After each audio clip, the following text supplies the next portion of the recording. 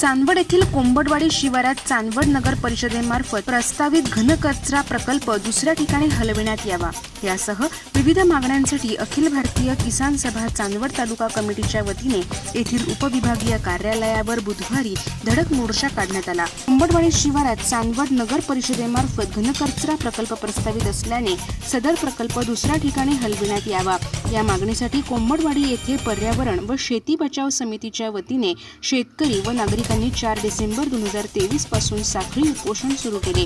या उपोषणाची शासकीय यंत्रणेने कोणतीही दखल न घेतल्याच्या निषेधार्थ अखिल भारतीय किसान सभेचे केंद्रीय कमिटी सदस्य माजी आमदार जीवा पांडू गावित, राज्य कमिटी सदस्य सावळी राम पवार, राज्य काउन्सिल सदस्य हनुमंत गुंजाळ यांच्या नेतृत्वाखाली बुधवारी कोंबडवाडी येथील साखळी उपोषण स्थळापासून मोर्चा काढण्यात आला।